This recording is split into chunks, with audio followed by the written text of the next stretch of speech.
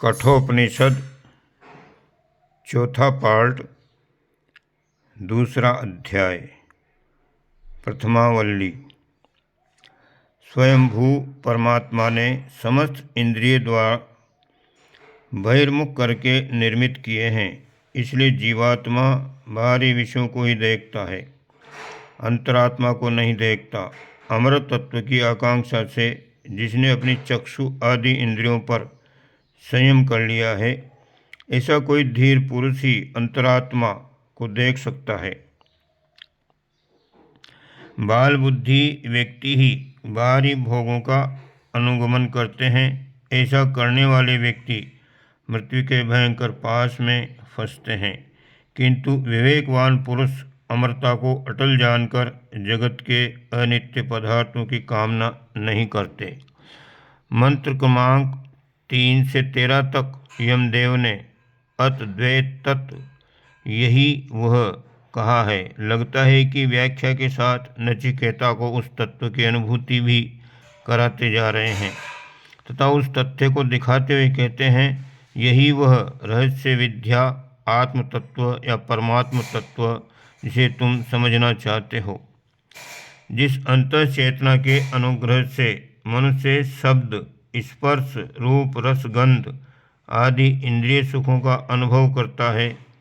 उसी के अनुग्रह से ये भी जानता है कि यहाँ क्या अवशिष्ट रहता है। यही जो रह जाता है अथवा जानता है वह आत्म तत्व अथवा परमात्म तत्व है। जिस चेतना के द्वारा मनुष्य जागृत और स्वप्न दोनों स्थितियों में दृश्यमान पदार्थों को देखता है, उस सर्वव्यापी और महान सर्व आत्मा को जानकर धीर बुद्धिमान पुरुष किसी भी स्थिति में शोक नहीं करते। जो पुरुष जीवन प्रदान करने वाले, कर्म फल प्रदान करने वाले और भूत भविष्यत एवं वर्तमान काल में शासन करने वाले आत्म तत्व को अपने अत्यंत समीप समझता है, वह उनके इस स्वरूप को कभी नहीं भूलता, न किसी की निंदा करता है और न ही किसी से घृणा करता है। यही वह परब्रह्म है जो अपने तप से जल आदि पंच महाभूतों से भी पूर्व उत्पन्न हुए तथा सबकी हृदय गुहा में निवास करने वाले ब्रह्म को इसी उपर्युक्त रूप से देखता है, वह यथार्थ जानता है। यही वह ब्रह्म है। देव क्षमता संपन्न अदिति, देव माता अदिति या अखंड चेतना जो सर्वप्रथम प्राणों यानी जीवनी शक्ति सहित उत्पन्न होती है, वह सभी की हृदय गुहा में प्रविष्ट होकर वहीं निवास करती है। यही वह ब्रह्म है। जिस प्रकार गर्भवती स्त्रियों द्वारा विधिवत पोषित गर्भ धारण किया जाता है, उसी प्रकार जात वेदाग्नि दो अरनियों के मध्य स्थित रहता है। वह प्रज्वलित होकर हवन करने योग्य सामग्रियों से युक्त पुरुषों द्वारा प्रतिदिन स्तुत्य होता है। यही वो ब्रह्म है। जहाँ से सूर्यदेव उदित होते हैं और जहाँ तक जाते हैं अर्थात अस्त होते हैं, वहाँ समस्त देव शक्तियाँ विद्यमान है, उसे कोई भी लांघने में समर्थ नहीं है। यही वो परमेश्वर ब्रह्म है।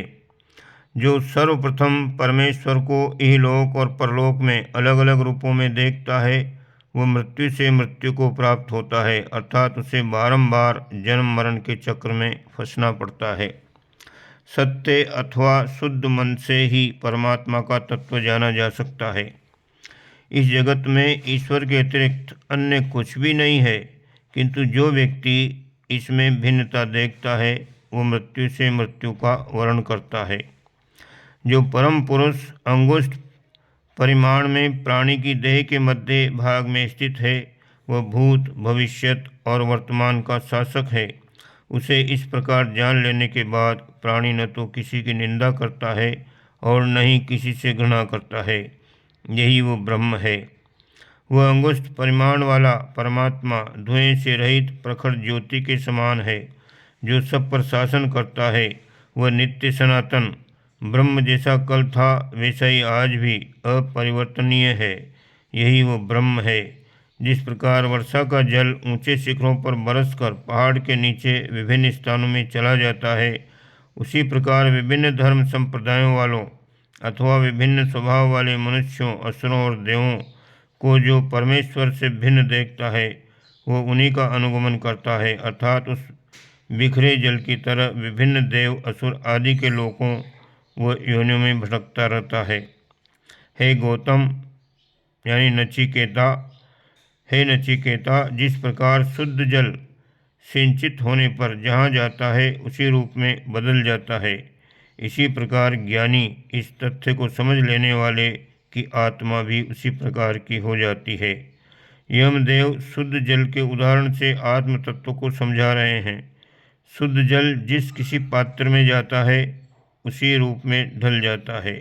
पौधों में वह उनका रस, प्राणियों में उनका रक्त बन जाता है, उसे कोई विकार नहीं होता। ज्ञानी अपनी चेतना को पदार्थ आदि भोगों से अलिप्त रखता है, इसलिए वह शुद्ध जल की तरह किसी के भी साथ एकाकार हो सकता है। विभिन्न विषयों से लेकर देव शक्तियों तथा परमात्म तत्व के साथ वह एक रूप हो सकता है। नचिकेता उसी अलिप्त रहने की क्षमता से संपन्न साधक को कहा जाता है। उसको सत्पात्र समझकर ही यमदेव ये विद्या उपलब्ध कराते हैं। द्वितीय वल्ली। चैतन्य और अज पर ब्रह्म का नगर 11 द्वारों वाला, 2 नेत्र, 2 कान, 2 नाक के छिद्र, 1 मुख, नाभि, गुदा, जनेन्द्रिय और ब्रह्मरंध्र, शरीर के 11 छिद्र ही 11 द्वार हैं। उस परमेश्वर का निष्ठापूर्वक ध्यान अनुष्ठान करने वाला जीव कभी शोक नहीं करता और शरीर के स्थित रहते हुए कर्म बंधन से मुक्त हो जाता है। यही वह परब्रह्म है। वह हंस जीवात्मा या परब्रह्म प्रकाशित है, वही अंतरिक्ष में स्थित वसु है। घरों में होने वाला अतिथि भी वही है। यज्ञ वेदिका पर स्थित अग्नि और आहुति प्रदान करने वाला होता भी वही है। मनुष्यों में श्रेष्ठ देव, पितृ आदि रूपों में भी वही प्रतिष्ठित है। वही सत्य और आकाश में भी निवास करने वाला है। जल, पर्वतों, पृथ्वी और सत्कर्मों में प्रकट होने वाला वही परम सत्य है।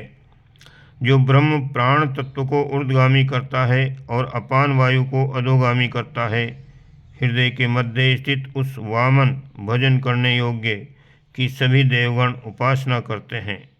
शरीर में स्थित एक देह से दूसरी देह में गमन करने के स्वभाव वाला ये जीवात्मा जब एक शरीर को छोड़कर दूसरे में मृत्यु के बाद चला जाता है, तब क्या शेष रहता है?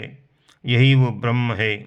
हे गौतम, कोई भी मरण धर्मा प्राणी न प्राण की शक्ति से और न ही अपान की शक्ति से जीवित रहता है, वरन उसे जीवन प्रदान करने वाला कोई अलग ही तत्व है, जिसके आश्रय में प्राण और अपान ये दोनों ही रहते हैं। यमराज का कथन।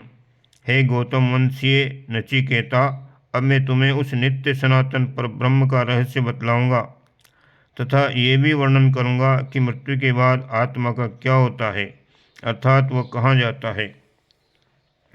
अपने अपने कर्म और शास्त्राध्ययन के अनुसार प्राप्त हुए भाव के कारण कुछ जीवात्मा तो शरीर धारण करने के लिए विभिन्न योनियों को प्राप्त करते हैं और अन्य कितने ही अपने कर्म के अनुसार स्थावरत्व को प्राप्त होते हैं, अर्थात वृक्ष, लता, पर्वत आदि जड़ योनियों में चले जाते हैं। समस्त जीवों के कर्मानुसार उनके निमित्त भोगों का निर्माण और व्यवस्था करने वाला परम पुरुष परमात्मा सबके सो जाने पर भी जागृत रहता है। वही विशुद्ध तत्व पर ब्रह्म अविनाशी कहलाता है, जिसे कोई लांघ नहीं सकता और समस्त लोग जिसका आश्रय ग्रहण किए रहते हैं, वही ये ब्रह्म है।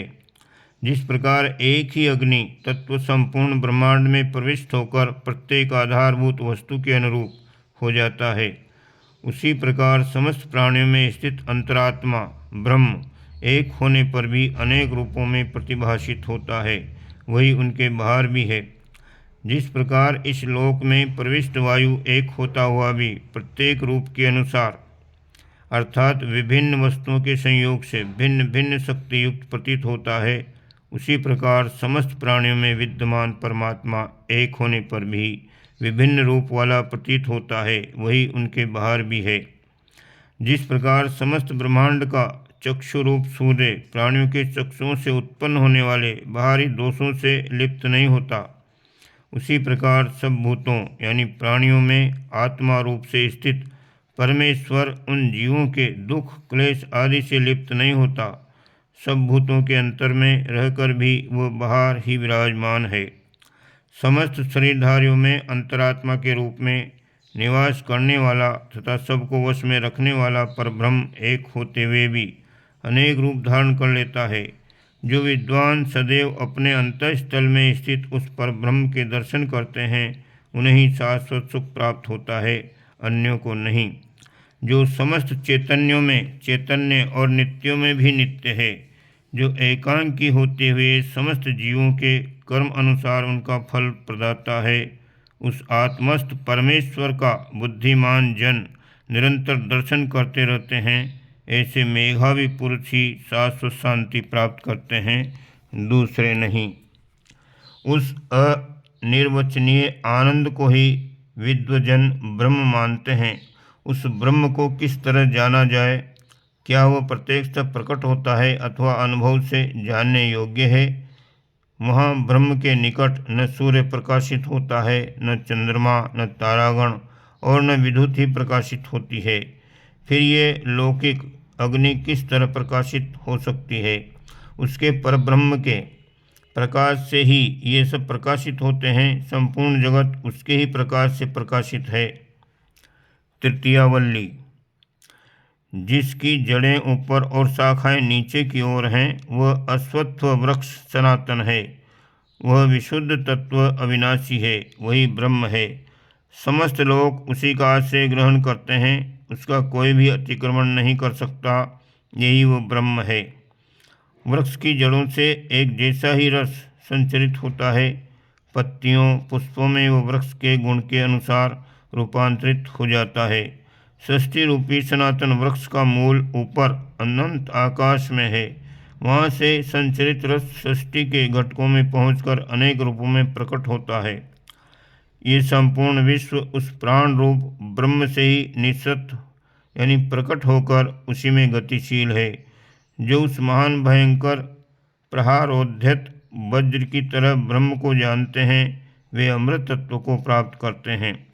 इन पर ब्रह्म के भय से अग्निदेव तपते हैं, इन्हीं के भय से सूर्यदेव तपते हैं, इन्हीं के भय से इंद्र, वायु और पांचवें मृत्यु देवता दौड़ते हैं। अर्थात परब्रह्म की आज्ञा के अनुसार ही सभी देवता अपने अपने नियत कार्य संपन्न करते हैं। शरीर अंत होने से पूर्व ही यदि व्यक्ति ब्रह्म का ज्ञान प्राप्त कर लेता है तो जीव बंधन से छूट जाता है। यदि नहीं प्राप्त कर पाया तो बारंबार विभिन्न योनियों में भ्रमण करता है। विशुद्ध अंतःकरण दर्पण के समान है, अर्थात जिस प्रकार निर्मल दर्पण में वस्तु का स्वरूप स्पष्ट दिखाई पड़ता है, उसी प्रकार विशुद्ध अंतःकरण में ब्रह्म का स्वरूप स्पष्ट दिखता है। पितृलोक में ब्रह्म का रूप स्पष्ट नहीं दिखता है, क्योंकि प्राणियों को पूर्व जन्म की स्मृति रहने के कारण उनका संबंध पूर्व संबंधियों से बना रहता है। गंधर्व लोक में भी ब्रह्म का स्वरूप जल की लहरों के समान अस्पष्ट दिखाई पड़ता है, क्योंकि वहाँ भोगों से लिप्त रहने के कारण ब्रह्म दर्शन ठीक से नहीं हो पाता। किंतु ब्रह्मलोक में छाया और धूप की भांति आत्मा और परमात्मा का स्वरूप स्पष्ट परिलक्षित होता है। उदय और लय होते रहने के स्वभाव से युक्त अलग अलग स्थानों में स्थित अनेक रूपों वाली इंद्रियों को जानने वाला ज्ञानी पुरुष कभी शोक नहीं करता। इंद्रियों से मन उत्तम है, मन से बुद्धि श्रेष्ठ है, बुद्धि से जीवात्मा उत्कृष्ट है और जीवात्मा की अपेक्षा अव्यक्त शक्ति उत्तम है। अव्यक्त शक्ति यानी प्रकृति से व्यापक और आकार रहित परम पुरुष परमात्मा श्रेष्ठ है, जिसको जानकर जीवात्मा बंधन से मुक्त हो जाता है और अमृत तत्व को प्राप्त होता है। इस ब्रह्म का यथार्थ रूप अपने समक्ष प्रकट नहीं होता। परमेश्वर के दिव्य स्वरूप को कोई इन चर्म चक्षुओं से नहीं देख सकता। मन को वश में करने वाली विवेक बुद्धि तथा सद्भाव संपन्न हृदय द्वारा बारंबार चिंतन मनन करने से ही उसका सम्यक दर्शन हो सकता है। जो ब्रह्म को इस प्रकार जानते हैं वे अमृत तत्व को प्राप्त करते हैं। जब मन के साथ पांचों ज्ञान इंद्रियां आत्म तत्व में स्थिर हो जाती हैं और बुद्धि भी चेष्टा रहित हो जाती है, तब इस स्थिति को जीवात्मा की परम गति कहते हैं। इस प्रकार इंद्रियों की स्थिर धारणा का नाम ही योग माना जाता है। उस समय साधक प्रमाद रहित हो जाता है, किंतु यह योग उदय और अस्त होने के स्वभाव से युक्त है। अतः परमात्मेच्छु को योग युक्त रहने का दृढ़ अभ्यास ही होना चाहिए। उस परमात्मा को न वाणी के द्वारा प्राप्त किया जा सकता है और न नेत्रों से, उसे मन के द्वारा भी नहीं प्राप्त किया जा सकता है।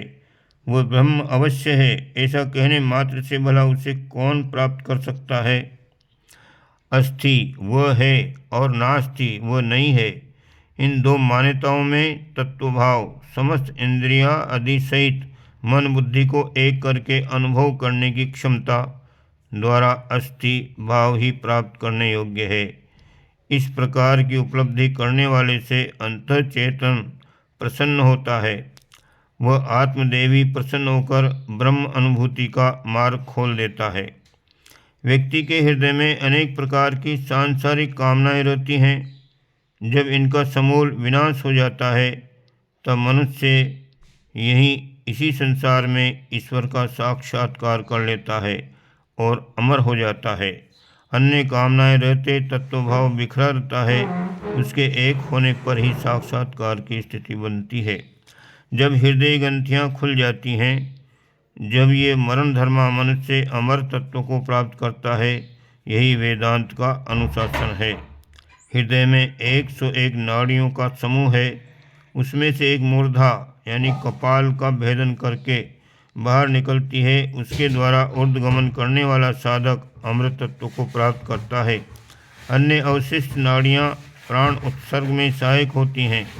उनसे निकला प्राण कामनाओं के अनुरूप विभिन्न योनियों में जाता है। सबकी अंतरात्मा अंगुष्ठ परिमाण वाला है, जो परम पुरुष पर ब्रह्म के रूप में सदैव सबके हृदय देश में प्रतिष्ठित है। जिस प्रकार मूंज से उसकी सींग अलग की जाती है, उसी प्रकार मनुष्य के लिए उचित है कि वह धैर्यपूर्वक अपनी आत्मा को शरीर से पृथक करके देखे, अनुभव करे, उसे अमृत रूप और शुक्र यानी शुद्ध समझे। वह अमृत स्वरूप ही है।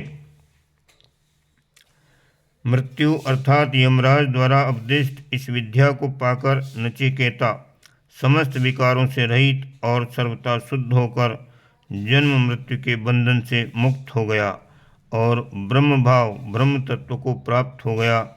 अन्य कोई जो इस अध्यात्म तत्व को इस प्रकार समझेगा, वह भी ऐसी ही स्थिति प्राप्त करेगा, अर्थात वह भी ब्रह्म रूप होकर भवबंधनों से मुक्त हो जाएगा। शांति पाठ। ओम सहना भवतु इति शांति इति कठोपनिषद समाप्ता। ये कठोपनिषद समाप्त हुआ। इस प्रकार से आपको कई सारे विषय और आगे के उपनिषद प्राप्त होते रहेंगे, इसलिए इस चैनल को सब्सक्राइब करें और बेल आइकन जरूर दबाएं। ओम शांति।